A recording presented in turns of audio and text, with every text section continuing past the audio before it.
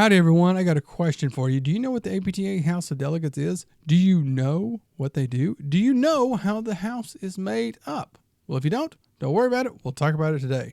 But first and foremost, let me introduce myself. My name is Matt. I am Matt the PT, and I'm coming at you with another video on another topic of something in the physical therapy world. Second of all, thank you. Thank you so much for taking time out of your day to tune into the video. Thank you for the likes, the comments, and subscribing to the channel. And if you do feel so inclined, hit that subscribe button. It helps out a whole lot, and it doesn't cost you a copay either, so don't worry about that. So I thought today I would talk about the House of Delegates. I've been a delegate for the state of Texas for the past 5 years. And I will say, early on in my career, I did not even know that we had this thing, that the delegation, the House of Delegates. I didn't even know we had that. I had heard about it once I started getting involved. And then several years ago, I said, you know what? There's a position available because it is an elected position. You do have to run for it. I said, you know what? I want to join in and find out more about this. And I would say, in my experience, I have really enjoyed it. I've learned a whole lot, and I like to share it. So that's what I want to talk about in this video. So, the House of Delegates. First and foremost, we'll start up. How is it made up? It's like the U.S. House of Representatives. So, we represent every state and a section of it. And you have, at minimum, 2 delegates that represent a state or a section on it. But your number of delegates is based upon the number of PTs or PTAs that are in your state, or I believe in your section of it. So if you have a larger state like California, New York, Florida, Texas, you have more delegates that represent your state. If you're a smaller state or a smaller section, you will have fewer delegates, but no less than 2 delegates that make up your section. Now, this does try to give a good representation of the PTs and PTAs that are in a state or in a section. So it's trying to get a good representation. And we'll talk more about that. You may have feelings on it. We'll talk about that here in a little bit. So, and when I say sections, I'm sorry, I may not have mentioned that, but it's things like acute care, wound care, the federal section, private practice, orthopedics. Those sections are made up and are represented there. And they do try at times to poll their state or their section to find out what is going on, what is the pulse of it, what do you like, what do you not, what do you want to do, because we as delegates come up with things called motions that guide and direct the profession of physical therapy. So they try to say, hey, again, we talked about Vision 2020 in a past video. It's like, hey, we have something that we want to work towards. Let's pass something where we put that here and we try to work for it because we want to do it for the good of the profession on it. So that's ultimately the thing that we do. Some of the things that we come up with may be law changes, bylaw changes, and stuff that goes on within the APTA. It may be something like that. That comes up every so often on it.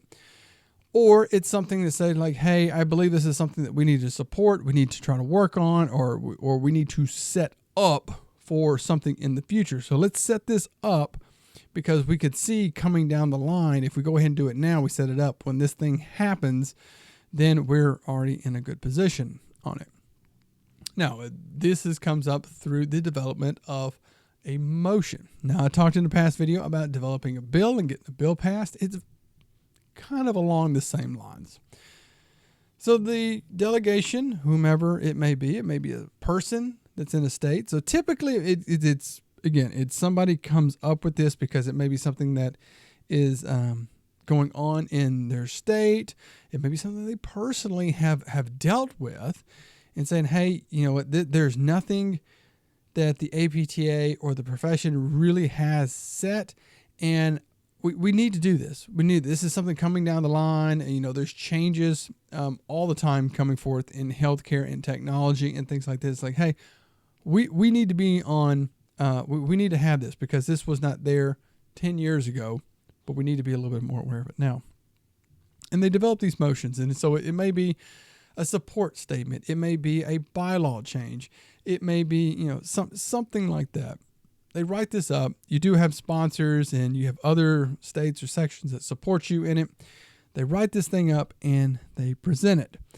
Now we hit a point of time, and this happens every year. I'm sorry, I did not say that, but it happens every year. So we have a point where all of them that are going to be presented are put forth. You can see all of these on the APTA's website. If you are a member, you do have access to this, so you can see it. This is a public discussion that we have going forward, but it gets put up there. Now, after it's put up there, there's discussion, and so some of these may fall away because somebody didn't like the language on it, or say, no, it's too close to this, or there's just a lot of debate, and they say, hey, we need to pull that out. We need to work on it before we present it again. And so there are several of them fall away. Now we hit a certain point where some of them are just going to have a lot of support, and they're going to be put on what is the consent calendar, which means that we're not going to debate them. We're not going to talk about it and change them. They're just going to, we just put, 1, 2, 3, 4, 5, whatever these are on there. And they are voted in or out with this, just that. So you may put 2 or 3 because they usually have like a lot of support to them. And there's really nothing. So that may be something that was like a long-time therapist who gets a lifetime membership. So somebody who did a whole lot, and they say, like, okay, we're going to present this person for a lifetime membership. And it's like, yeah, there's no problem. Yeah, just you can go ahead with it. Or there's some other motion that's like, hey, there's a ton of support for this. Everyone likes it. We're just going to push it right through, and we don't have to debate it. But what we do once it gets to the actual house, the in-person house, this is where I was this past weekend. That's where these motions come up. And we debate them. So it's just like with a bill or something like that. We come forth and we talk about them because, again, these motions have been up publicly, so people have voiced their opinions. They maybe wanted language changes. They maybe wanted something clarified. They maybe want something added, taken away, those things. And then when you get to the House, you can have further discussion and you can actually propose amendments and changes to it. Now, these often come from, again, a state or a delegation. So, whomever talked to people in their association or their state and said, hey, you know what? We don't feel like this supports our section very, very well. We want some language changes because we feel like if we put this in, it's going to support us a little bit better. So they put forth those. Then it gets put up and it goes for a vote. So it gets voted in, yes or no, or I forgot to mention this a second ago, that it can hit a point where the motion maker is just so much going on. They may say, you know what, we're just going to pull it out.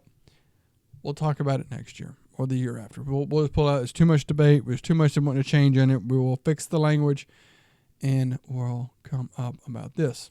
Now, some things about this. Now, you probably have your opinions about the House and the things that go on with it. And I want to talk about really that part now on it. One thing about the House, and this has been a criticism that people have said, is that the House is made up of academics, that most of the people in the House are in academics, that they teach. They're not people who are working on the front lines. They're not seeing patients like I see patients.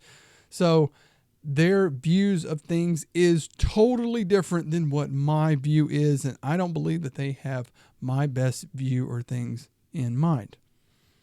It's really not the truth. And there's also misinformation out there that people say like, oh, the academics do it because their institutions pay for all of it. Actually, if you talk to the people who are in it, it's a time thing because this takes a lot of time on it. So not only, again, are you trying to treat patients during the week or do your job, you also have to spend time working on any kind of motion or discussions or meetings and things like that. And if you look, people in academics may have a little bit more time. And again, if you talk to them, they'll express, hey, I do it because I have a little bit more freedom in my day. I do have the available time during the year to work on things, to work on this. Also, when the House is held, typically is set around, in summer on it, when the instructors are typically not in class on it. So again, if you're a working PT, working in a clinic, it's hard to take off and go. I will say this, I work in a clinic. It's hard for me to take off and to do that. And it's hard to give my time and things like that. So I totally get it. If you are a clinician, if you are a therapist who is,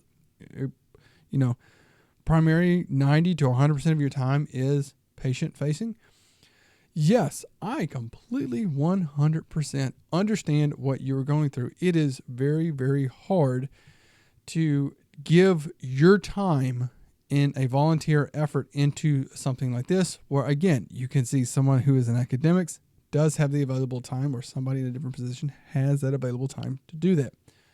That is something that is out there. Yes, they know it. We know it. Okay. We know on it. But I will say one thing that you could really do is to find out who your delegate is and talk to them about any kind of issues or anything that you're dealing with. That is so important when this comes down. And I tried to poll this many times from people for where I live. I talk to people in manners like this. If you see me on social media, I'm always happy to talk about these things. And very often your delegate of your section, if you are in a section or in your state or district or wherever, they want to hear from you. They want to know what things that you are dealing with and to say, what can we do to help you on that? That's the biggest thing. I try to poll so often, and I try to come in as well as a delegate to say, I understand that you may want to come forward with this or that, but this is what I'm hearing from my peers who are patient facing, who spend 100% of their time working with patients, who cannot do this stuff. I don't feel like this motion fully supports them, because I feel like this is possibly a waste of time or not an effective use of time on this type of motion, when we could actually work on something that's more in line with what they do. But I find very often that people just don't want to talk about those things, or it's that they're not willing to sit down and discuss it. That's a big thing that I find when talking to people who are not delegates, who are on the outside looking in at a delegate, to say, you need to do that, you need to do this, you need to do it. It's like, okay, let's talk about this. But it's not as often a actual open dialogue of communication and understanding where there's limitations and where and how to come about it. So I'll talk a little bit about this year. This year, it was a good house. Some pretty interesting motions and things came up. Like I said, one things that are coming up on the horizon was the use of AI. So there were motions about the support of using AI in what we do, the support of the against insurance companies using AI, because there is some stuff with, I believe, Cigna, I believe what was said, that are replacing people who review cases, that information are being replaced with AI. So trying to get forth to say, hey, this is stuff that we are looking for, to say we don't want insurance payers utilizing AI to deny claims, because they can quickly do it. So coming up with stuff like that. There was a motion about us as primary care providers, or entry point. So that does want us to set up. Now, people have complained about that. But really, what it's trying to do is just give a better definition and to set us up. Again, many of these things are to set up, or are kind of a domino effect of something. Hey, we do this little thing now, it can help us with doing this next thing and this next thing and this next thing. So very often you have to do these little steps along the way as things come about, or getting this set up where you can define this. Okay, getting this set up where you can define that. So there was set up with that. A few, I believe, some educational changes that went through.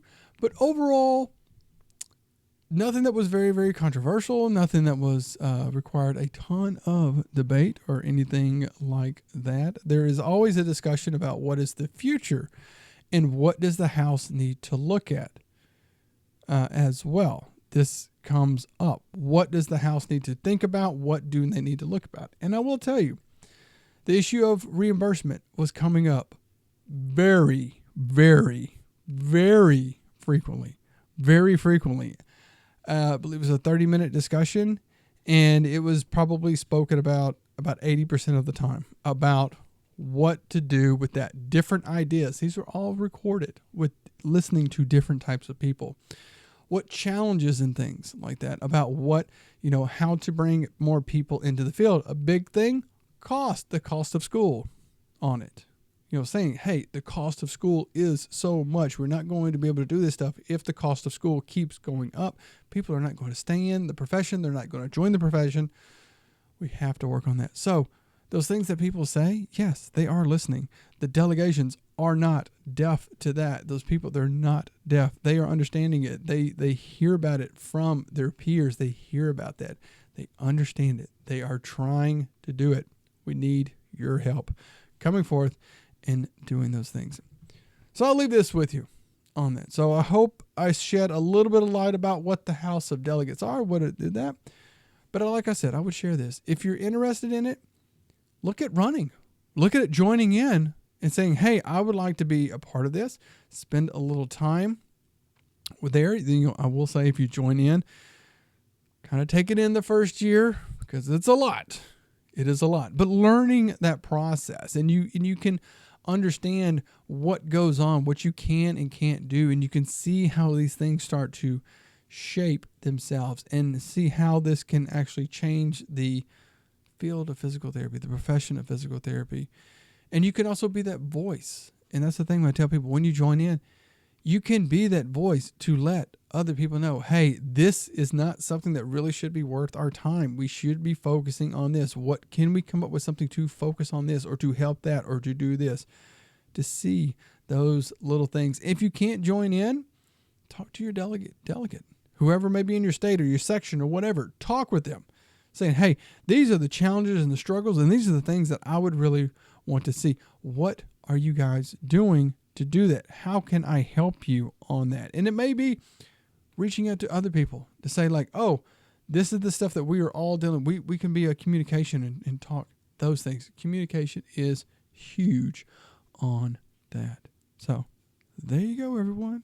That's the House of Delegates, isn't it? Like I said, join up, get involved. You can see the discussions on the APTA's website. In there, if you're a member, you join in and you can watch the discussion and see the things that come about. And again, let your opinions be known to your delegate on there. There you go. If you enjoyed the video, hit that thumbs up button. Please drop any kind of comment or question or anything about that down in the comments below. I would love to hear about it. If you have more questions about it, I'd love to talk to you about it. So there you go. Like I said, take care of yourself. Take care of your patients. And I will see you next time.